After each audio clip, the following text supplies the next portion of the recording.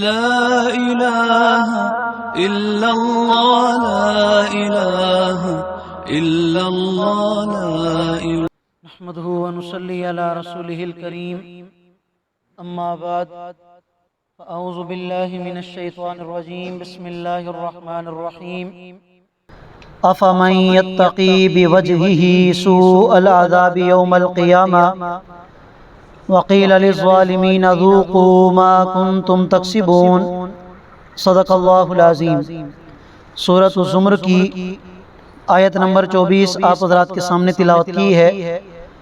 آیت کریمہ کا ترجمہ یہ ہے، اللہ رب العالمین ارشاد فرما رہے ہیں کہ اس شخص کی حالت کتنی بری ہوگی جو کل کو قیامت کے دن بدترین عذاب کو اپنے چہرے کے ذریعے روکے گا۔ وقیل للظالمین، اور اس دن اپنی جانوں پر ظلم کرنے والوں کو کہا جائے گا اپنے اعمال کا مزہ چکھو۔ اس سے ماقبل آیات کریمہ میں اللہ رب العالمین نے اپنی کلام قرآن مجید کا ذکر فرمایا اور قرآن مجید کی صفات کا بھی ذکر کیا گیا، اور یہ بات بڑے واضح الفاظ میں اللہ نے بیان فرما دی کہ جو انسان قرآن کریم کے معانی مفاہیم کو سمجھتا ہے، سمجھنے کی کوشش کرتا ہے، تو یہ قرآن اتنا بابرکت ہے کہ پھر اس کے جسم اور اس کا دل اللہ کے ذکر کی طرف متوجہ ہو جاتا ہے، اور پھر وہ سیدھے راستے پر چلنے والا بن جاتا ہے، اور پھر جسے اللہ تعالیٰ گمراہ فرما دیں تو پھر اسے کائنات کے اندر کوئی بھی ہدایت عطا کرنے والا نہیں ہے۔ اور جو اس دنیا کی زندگی میں اللہ کی نافرمانی کر کے جائیں گے، فرمایا کہ کل کو قیامت کے دن انہیں دوزخ کا عذاب ملے گا، وہ جہنم کی آگ میں جلیں گے۔ اب دنیا کی زندگی میں جب آدمی پر کوئی تکلیف آتی ہے یا کوئی عذاب آتا ہے، کوئی مصیبت آتی ہے، تو آدمی سب سے پہلے اپنے ہاتھ اور پاؤں مارتا ہے، اپنے ہاتھ سے اس تکلیف کو کہ میرے چہرے پر یہ چیز نہ آئے، اپنے ہاتھ سے اسے روکتا ہے، توڑنے کی کوشش کرتا ہے۔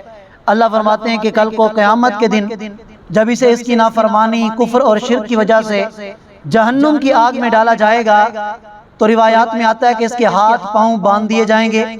اب جہنم کی آگ جب اس کی طرف متوجہ ہوگی تو یہ اپنے چہرہ ہی آگے کر سکے گا، اس کے ہاتھ بھی بندھے ہوں گے، اس کے پاؤں بھی بندھے ہوں گے۔ فرمایا کہ اس شخص کی کتنی بری حالت ہوگی کہ جس نے دنیا کی زندگی میں اللہ اور اس کے رسول کی نافرمانی کی، جس کے نتیجے میں دوزخ کی آگ میں جلا، اور پھر جب وہ آگ اس کی طرف متوجہ ہوگی تو یہ اپنا چہرہ اس کے سامنے کرے گا اور اپنے آپ کو بچانے کی کوشش کرے گا، اور چہرے سے آدمی اپنے آپ کو بچا نہیں سکتا بلکہ اس سے اس کو تکلیف زیادہ ہوگی۔ فرمایا کذب الذین من قبلہم، ایک تو یہ ظالم ہے، انہوں نے ظلم کیا، اس کے علاوہ اس سے پہلے بھی لوگوں نے اللہ تعالیٰ کی تکذیب کی، وقت کے پیغمبروں کو جھٹلایا۔ فآتاہم اللہ عذاب، فرمایا کہ اللہ تعالیٰ نے انہیں عذاب کا مزہ چکھایا، من حیث، ایسی جگہ سے، لا یشعرون، کہ انہیں گمان ہی نہیں تھا۔ گزشتہ امتوں پر اللہ تعالیٰ کی طرف سے جو عذاب نازل ہوئے آپ قرآن کریم میں سنتے رہتے ہیں، بڑے عجیب عجیب واقعات گزرتے ہیں۔ فَأَذَاقَهُمُ اللَّهُ الْخِزْيَ فِي الْحَيَاةِ الدُّنْيَا، فرماتے ہیں کہ اللہ تعالیٰ نے انہیں دنیا کی زندگی میں رسوائی کا عذاب دیا۔ وَلَعَذَابُ الْآخِرَةِ أَكْبَرُ، آخرت کا عذاب تو اس سے بھی بڑا ہوگا۔ لَوْ كَانُوا يَعْلَمُونَ، ہائے کاش کہ یہ لوگ اس بات کو جان لیتے۔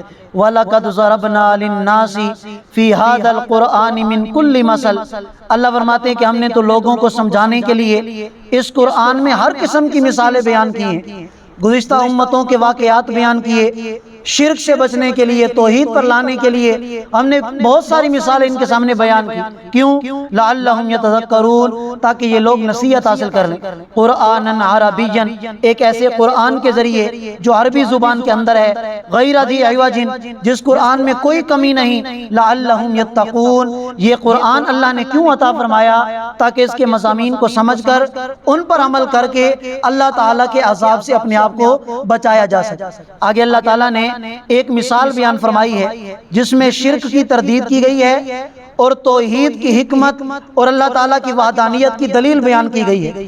فرمایا کہ ایک غلام ہو اور اس غلام کی ملکیت میں بہت سارے شریک ہوں، اور اس کے مقابلے میں دوسرا غلام کہ جس کا صرف ایک مالک ہو، کیا یہ دونوں برابر ہو سکتے ہیں؟ اب جس غلام کے بہت سارے مالک ہوں گے وہ پریشان رہے گا کہ یار میں اس کی مانوں، اس کی مانوں، اس کا پہلے کام کروں یا اس کا پہلے کام کروں۔